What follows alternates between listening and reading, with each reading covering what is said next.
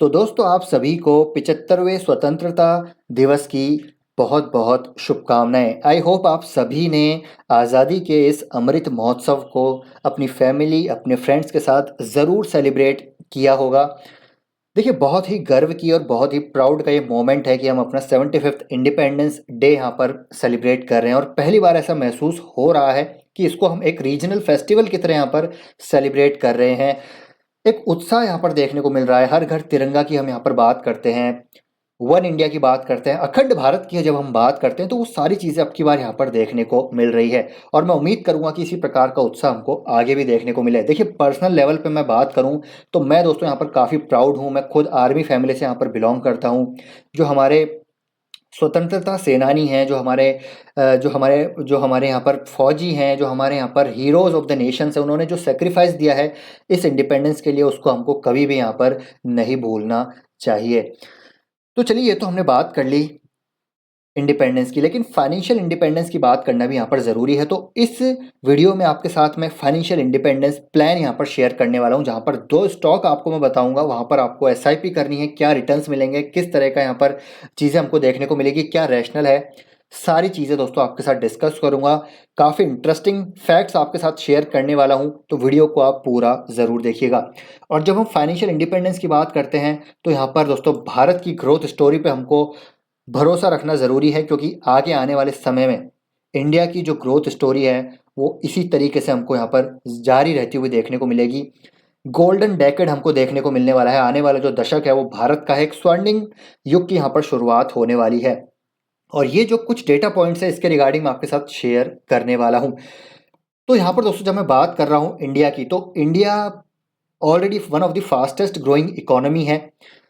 जो ग्रोथ हमारी प्रोजेक्शंस हैं वो अभी भी फास्टेस्ट ग्रोइंग इकोनॉमी, अगर मैं आईएमएफ की बात करूं, वर्ल्ड बैंक की बात करूं, सेंट्रल बैंक्स की बात करूं, तो अभी भी वो भारत को यहाँ पर फास्टेस्ट ग्रोइंग इकोनॉमी जो है यहाँ पर प्रोजेक्ट कर रहे हैं। क्योंकि जिस प्रकार की हमारी देखिए डेमोग्राफिक्स है, पॉपुलेशन है, और एक बहुत बड़ा ट्रिगर क्या है, जो बहुत बड़ा पॉजिटिव फैक्टर है वो इंडिया के लिए क्या है कि यहाँ पर जो है दोस्तों हमारा देखिए प्रोडक्शन भी यहाँ पर काफ़ी बड़े पैमाने पर होता है, साथ ही साथ यहाँ पर कंजम्पशन भी काफ़ी बड़े पैमाने पर होता है। और एक ही ज्योग्राफी में, एक ही डेमोग्राफी में अगर आपको ये दोनों चीज़ देखने को मिल गई तो इस डेडली कॉम्बिनेशन का कोई भी तोड़ नहीं है। जो हमने चाइना में देखा था, चाइना आज से 20-30 साल पहले जो चीज़ वहाँ पर जिस दौर से गुजर रहा था, आज वही दौर हमको इंडिया का आता हुआ देखने को मिल रहा है। तो एक रिपोर्ट आपके साथ शेयर करना चाहूँगा। ये मेरे पास इमेज आई थी दोस्तों, एक मेरे पास यहाँ पर रिपोर्ट आई थी, थोड़ी सी ब्लर ज़रूर है लेकिन यहाँ पर आपको यहाँ पर चीज़ें क्लियरली समझ आ जाएंगी।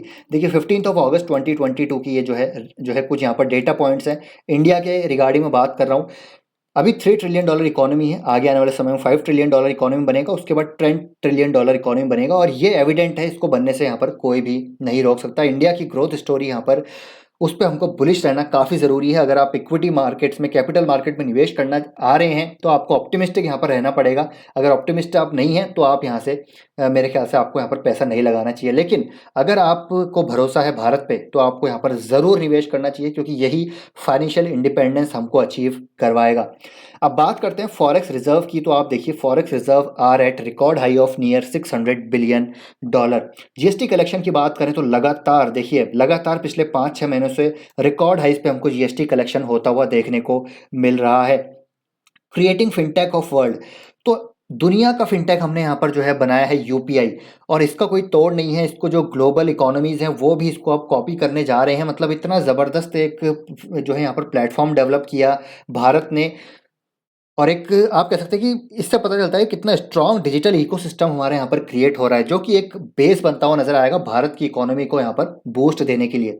Upgrading and building new infra at a rapid pace, metros, railways, road, ports, airport. तो यहाँ पर जब मैं बात कर रहा हूँ डिमांड की, तो यहाँ पर सप्लाई डिमांड जो यहाँ पर जो रेशो है दोस्तों वो हमको आगे इसी तरीके से चलता हुआ देखने को मिलेगा। काफ़ी ज़बरदस्त डिमांड है, काफ़ी ज़बरदस्त यहाँ पर हमको सप्लाई भी इसी जोग्राफी में आती हुई देखने को मिलेगी। और ये जो सारी चीज़ें हैं हमको यहाँ से ग्रो करती हुई नजर आएगी।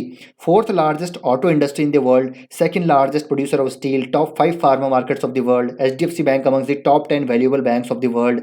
Indian IT industry made up around 19.2% of the total global IT spending in the fiscal 2021। तो देखिए जो गवर्नमेंट की फिस्कल जो मॉनेटरी पॉलिसी है वो काफ़ी ज़बरदस्त है। यहाँ पर जो स्ट्रॉन्ग गवर्नमेंट होती है उसका यहाँ पर काफ़ी बड़ा योगदान है इंडिया को इतना बड़ा बेस देने के लिए। ग्लोबल लेवल पे इंडिया का जो आज नाम है दोस्तों, उसके पीछे यहाँ पर जो पॉलिसीज़ है वही यहाँ पर आपको काम करते हुए देखने को मिल रही है। स्ट्रॉन्ग डिजिटल इकोसिस्टम की बात करें, स्ट्रॉन्ग गवर्नमेंट इनिशिएटिव्स की बात कर लीजिए। China+1 एक बहुत बड़ा यहाँ पर थीम होने वाला है आगे आने वाले समय में। ग्लोबल जो सप्लाई चेन है वो यहाँ पर शिफ्ट होती हुई नज़र आ रही है। डेमोग्राफी तो ऑलरेडी यहाँ पर है ही, यंग पॉपुलेशन है हमारी, एक सबसे बड़ा पॉजिटिव है। Number 2 in mobile manufacturing in the world after China. Number 5 in terms of economy size in the world. Indian listed market rank 6 in terms of market cap in the world. Ease of doing business rank 63।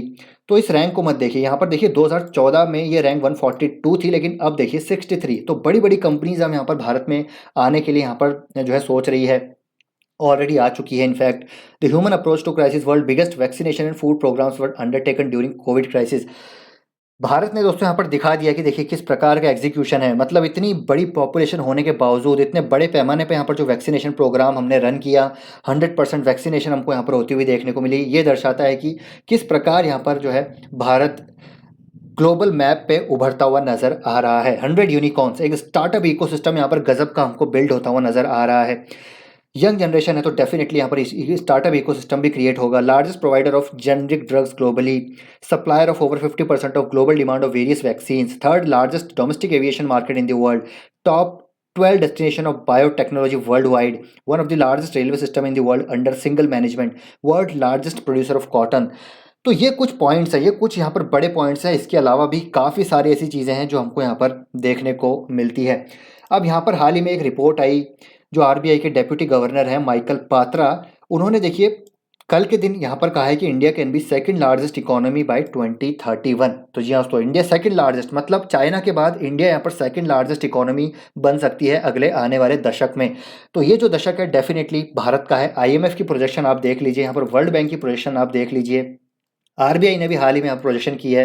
तो GDP हमारी यहाँ पर negative तो जाना बहुत ही मुश्किल है। Recession India जैसी इकोनॉमी में आना काफ़ी मुश्किल है, क्योंकि यहाँ पर पॉपुलेशन इतनी है, इतना कंजम्पशन है।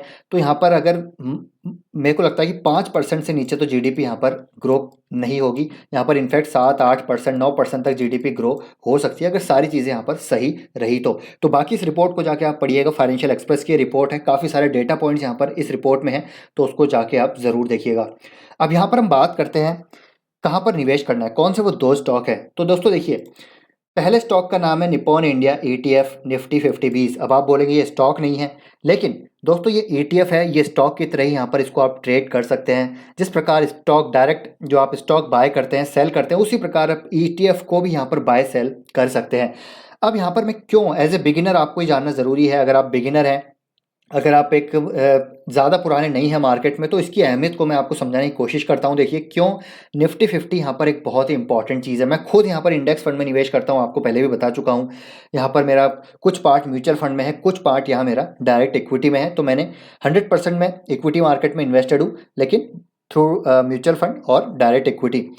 देखिए डायरेक्ट इक्विटी के अपने फ़ायदे अलग है, वहाँ पर तो ह्यूमंगस वेल्थ बनती हुई नज़र आती है, लेकिन वहाँ पर काफ़ी ज़्यादा चीज़ें हमको वहाँ पर सेक्रीफाइस करनी पड़ती है। वहाँ पर हमको अपना टाइम देना पड़ता है, ट्रैक करना पड़ता है, इकोनॉमी को ट्रैक करना पड़ता है, मैनेजमेंट को ट्रैक करना पड़ता है, बिजनेस साइकिल्स को ट्रैक करना पड़ता है, and so on so fourth. काफ़ी सारी चीज़ें हैं, तो उसमें कन्विक्शन काफ़ी बार लूज हो जाता है, क्योंकि स्टॉक जब 70% गिरता है ना, तो अच्छों की यहाँ पर जो है पैंट गीली हो जाती है। इसलिए मार्केट देखिए, स्टॉक आज अगर मैं आपको एग्जाम्पल दूँ, कोडेक, ठीक है, सभी को पता है कोडेक, ब्लैकबेरी, नोकिया, ऐसी ऐसी कंपनीज थी जहां पर लगता था कि ये कंपनीज कभी ख़त्म नहीं होंगी और हमेशा ये ग्रो होती रहेंगी। लेकिन हुआ क्या कि ये कंपनीज को बैंकरप्सी फाइल करनी पड़ गई। तो कंपनी कहीं भी जा सकती है, कंपनी ज़रूरी नहीं है कि 20-25 साल टिके, लेकिन इकोनॉमी टिकी रहेगी और इकोनॉमी के साथ मार्केट हमको ऊपर जाता हुआ देखने को मिलेगा। और जो ये निफ्टी 50 का इंडेक्स है, जो इकोनॉमी को रिप्रेजेंट करता है, जो बेंचमार्क है, वो भी हमको ऊपर जाता हुआ देखने को मिलेगा। और निफ्टी 50 में अच्छी कंपनीज टिकी रहेंगी और ख़राब कंपनीज हटती रहेंगी। तो एक बाय डिफ़ॉल्ट डाइवर्सिफिकेशन आपको मिल जाता है, जहाँ पर बैंकिंग कंपनीज भी हैं, आईटी कंपनीज भी हैं, कंजम्पशन कंपनीज भी हैं, एनर्जी कंपनीज भी हैं, इंडस जो यहाँ पर कंज्यूमर ड्यूरेबल्स कंपनीज भी हैं, काफ़ी सारी कंपनीज। तो एक बाय डिफ़ॉल्ट डाइवर्सिफिकेशन आपको मिल जाता है। वहाँ पर आपको कोई भी टेंशन लेने की जरूरत नहीं है, विदाउट टेंशन आपको यहाँ पर पैसा बनता हुआ देखने को मिलेगा। बस आपको क्या करना है, month on month discipline way में आपको यहाँ पर एसआईपी करनी है। ठीक है, अब यहाँ पर मैं आपको रिटर्न्स बताता हूँ। देखिए सिंस इंसेप्शन इस ETF में कितने रिटर्न बने हैं, तो सिंस इंसेप्शन में बात करूं तो 16% के रिटर्न यहाँ पर हमको बनते हुए देखने को मिले हैं। अब 16% दोस्तों बहुत अच्छे रिटर्न हैं, जहाँ पर आपको कोई भी टेंशन लेने की ज़रूरत नहीं है, ना ही यहाँ पर आपको डायरेक्ट इक्विटी में स्टॉक को ट्रैक करना है, ना ही कुछ। सिर्फ आपको क्या करना है, इंडेक्स में निवेश करना है। इंडेक्स में आपको यहाँ पर बेंचमार्क में जो है पैसा लगाना है, जो ऊपर भी जाएगा नीचे भी जाएगा, ठीक है, नीचे जाएगा तो ऊपर भी जाएगा, आपका पैसा हर जगह लगेगा, तो आपको एक एवरेज कॉस्ट मिल जाएगी और 16% के रिटर्न, वही एक एवरेजिंग रिटर्न्स आपको यहाँ पर देखने को मिल जाएंगे। और 16% रिटर्न अगर आपने कमा लिए लॉन्ग टर्म में, तो यहाँ पर मेरे ख्याल से इससे बेहतर कुछ भी नहीं है। अब यहाँ पर देखिए समझने वाली बात क्या है दोस्तों, यहाँ पर ज़रूरी नहीं है कि आप यहाँ पर जो है 16% के रिटर्न ही आपको देखने को मिले। ज़रूरी नहीं है, आपको हो सकता है यहाँ पर 18% पे रिटर्न मिल जाए, हो सकता है आपको 14% पे रिटर्न मिल जाए, लेकिन आपको एक एवरेज रिटर्न यहाँ पर मिलते हुए देखने को मिलेंगे विदाउट एनी टेंशन। 18-20% रिटर्न कैसे मिल सकते हैं? अगर आप थोड़े से समझदारी से निवेश करें। मान लीजिए आपने जब आप हर महीने 10,000 निवेश कर रहे हैं, ठीक है, लेकिन जब मार्केट में बेयर साइकिल आती है तब आपने एसआईपी को आपने डबल कर दिया, आप 20,000 रुपये लगा रहे हैं, तो आपको वहाँ पर 18 से 20% के रिटर्न भी मिल सकते हैं विदाउट एनी टेंशन। तो लेकिन आपको डिसिप्लिन रहना पड़ेगा, आपको ऑप्टिमिस्टिक रहना पड़ेगा, बेयर साइकिल में आपको यहाँ पर घबराना नहीं है, ठीक है। आपको यहाँ पर ये लॉन्ग टर्म होराइजन रखना है, क्योंकि शॉर्ट टर्म में ज़्यादातर लोग कैरिड अवे हो जाते हैं। शॉर्ट टर्म जो मार्केट वॉलीटिलिटी होती है उससे कैरिड अवे हो जाते हैं और अपना पेशेंस लूज़ करते हैं। लेकिन यहाँ पर हम बात करें लंबे समय की, तो आपको निफ्टी 50 में यहाँ पर ज़रूर निवेश करना है। निफ्टी 50 में आपको डाइवर्सिफिकेशन मिल जाता है, अच्छी कंपनीज यहाँ टिकी रहेगी, खराब कंपनीज यहाँ पर निकल जाएंगी, तो आपको कोई भी टेंशन लेने की ज़रूरत नहीं है। और लॉन्ग टर्म में मार्केट ऊपर जाएगा तो इंडेक्स भी आपको, इकोनॉमी ऊपर जाएगी तो इंडेक्स भी आपको ऊपर जाता हुआ देखने को मिलेगा। अब यहाँ पर आप इंडेक्स में भी निवेश कर सकते हैं, म्यूचुअल फंड के जो इंडेक्स होते हैं वहाँ पर भी निवेश कर सकते हैं। अगर आप ईटीएफ में निवेश करना चाहते हैं तो मेरे ख्याल से ईटीएफ बेहतर है, क्योंकि यहाँ पर आपका एक्सपेंस रेशो थोड़े से कम रहते हैं। अब सेकंड है यहाँ पर जूनियर बीज, यानी कि निफ्टी 50 के बाद की जो अगली 50 कंपनीज हैं, जहाँ पर आपको और भी अच्छी ग्रोथ आती हुई देखने को मिल सकती है। अगली 50 कंपनी कौन सी है? जहाँ पर देखिए डी मार्ट जैसी कंपनी आती है, पिडिलाइट जैसी कंपनी आती है, बर्जर पेंट जैसी कंपनी आती है, और एसआरएफ जैसी कंपनीज आती हैं, HDFC life, Tata consumer, Berger paint जैसी कंपनीज आती है, पीआई इंडस्ट्री जैसी कंपनी आती है, और भी आती हैं, आप जाके चेक कर लीजिएगा। तो ये नेक्स्ट 50 कंपनीज हैं जो कि बेहतर कंपनीज हैं, और हो सकता है इनकी ग्रोथ अगर इसी प्रकार जारी रहे तो इनकी एंट्री निफ्टी 50 में होती हुई नजर आए। अब इसके रिटर्न्स भी आप चेक कर लीजिए कितने हैं।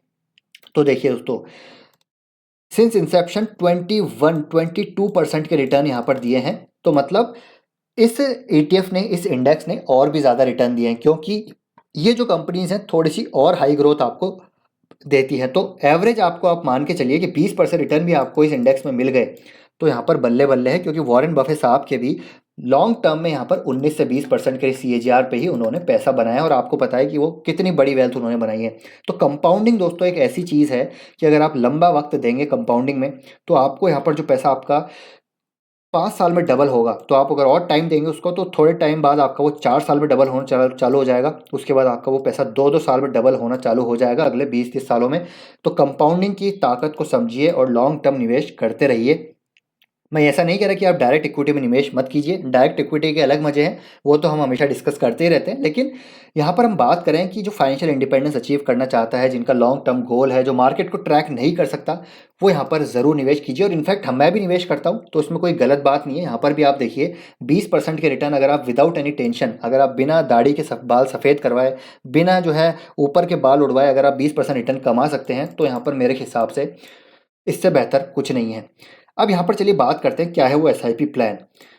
तो देखिए दोस्तों, यहाँ पर आप SIP अमाउंट 10,000 रुपये हर महीने निवेश करते हैं। 10,000 मतलब एक तो आप निफ्टी 50 में निवेश कीजिए 5,000 रुपये, ठीक है, और आप निफ्टी नेक्स्ट 50 में निवेश कीजिए 5,000 रुपये। तो यहाँ पर आपके 10,000 रुपये निवेशित रहेंगे हर महीने, और 15% का रिटर्न हम यहाँ पर एक्सपेक्ट कर रहे हैं 25 साल के लिए। तो आज 75वां इंडिपेंडेंस डे हम मना रहे हैं। जब हम 100 इंडिपेंडेंस डे मनाएंगे तो वो एक बहुत बड़ा एक महोत्सव होगा। तो उसको जब हम मनाएंगे तो हमारे पास दोस्तों जो वैल्यू होगी वो कितनी होगी, आप देखिए 3.25 करोड़। 3.25 करोड़ रुपए होंगे 25 साल बाद। अगर आप आज 20 साल के हैं तो आप 45 साल में यहाँ पर फाइनेंशियल इंडिपेंडेंस अचीव कर सकते हैं। अगर आज आप 30 साल के हैं तो आप यहाँ पर जो है 55 साल में अपना इंडिपेंडेंस, फाइनेंशियल इंडिपेंडेंस अचीव कर सकते हैं। और ये तो मैं सिर्फ 15% की बात कर रहा हूँ। अगर आपने समझदारी के साथ निवेश किया तो मैं मान के चलता हूँ तो यहाँ पर 18% रिटर्न तो कहीं नहीं गए लॉन्ग टर्म में, और 18% रिटर्न आप यहाँ पर अचीव कर लेते हैं तो आपके जो अमाउंट आप देखिए कितना होता है, 6 करोड़ रुपए के आसपास। जी दोस्तों 6 करोड़, ह्यूमंगस 6 करोड़ कम नहीं होते। इसमें से अगर आप इन्फ्लेशन एडजस्टेड रिटर्न की भी बात करें तब भी यहाँ पर बहुत बड़े रिटर्न हमको बनते हुए देखने को मिल सकते हैं, और ये विदाउट एनी टेंशन है, यहाँ पर विदाउट एनी जो है चिक चिक है, ये सारे रिटर्न आपको यहाँ पर बनते हुए देखने को मिल सकते हैं। तो ये है प्लान। अब यहाँ पर लॉन्ग टर्म निवेशित रहना है, बस यही एक यहाँ पर फैक्टर है, क्योंकि बीच में आपको 2008 जैसी सिचुएशन देखने को मिलेगी, डीमोनेटाइजेशन जैसी सिचुएशन देखने को मिलेगी, कोविड जैसी सिचुएशन देखने को मिलेगी, टेपर टेंट्रम इन्फ्लेशन जैसी सिचुएशन देखने को मिलेगी। ये हमेशा चलता रहेगा, अगले आने वाले 2-3 साल 5 साल 10 साल में ऐसी सिचुएशन आती रहेगी, और यही मौका होता है जब हमको एसआईपी को अपना डबल करना है।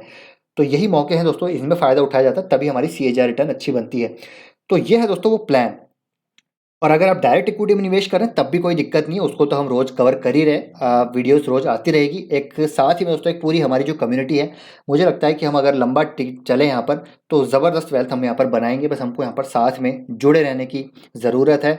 अखंड भारत की हम बात करते हैं, अखंड यहाँ पर हमारी इन्वेस्टर कम्युनिटी पर अगर हम बनाएंगे तो हम यहाँ पर डेफिनेटली ज़बरदस्त रिटर्न बनाएंगे, ऐसा मेरा पूरा पूरा विश्वास है। बस यहाँ पर हमको करना क्या है, बाय राइट सेट टाइट, ठीक है, स्टिक टू क्वालिटी, क्वालिटी के साथ जुड़े रहना है। क्यूजीएलपी की बात हम हमेशा करते हैं, टाइम टेस्टेड एक मेथोडोलॉजी है, उसको हमको यहाँ पर देखना है। And we should not get carried away by short term market volatility, long term view हमको यहाँ पर रखना है। और देखिएगा आप आने वाले समय में ज़रूर हम यहाँ पर सेलिब्रेट करेंगे हमारी फाइनेंशियल इंडिपेंडेंस को। तो आई होप दोस्तों ये वीडियो आपको इन्फॉर्मेटिव लगा होगा। वीडियो पसंद आया तो वीडियो को लाइक कीजिए, शेयर कीजिए, आपका ओपिनियन ज़रूर शेयर कीजिएगा, आपको क्या लगता है, क्या आपको यहाँ पर भारत की इकोनॉमी के लिए आपका क्या यहाँ पर जो है ओपिनियन है, ठीक है, आपका क्या थॉट प्रोसेस है, कुछ भी आप शेयर कर सकते हैं। आपका कमेंट दोस्तों मैं पढ़ता हूँ, उस पर रिप्लाई करता हूँ, काफ़ी अच्छा लगता है। आप लोग लाइक करते हैं, कमेंट करते हैं, तो मुझे भी यहाँ पर मोटिवेशन मिलता है आपके लिए ऐसे ही बेहतरीन कंटेंट लाने का। तो मिलते हैं आपसे नेक्स्ट वीडियो में, और एक बार फिर से आप सभी को हैप्पी इंडिपेंडेंस डे।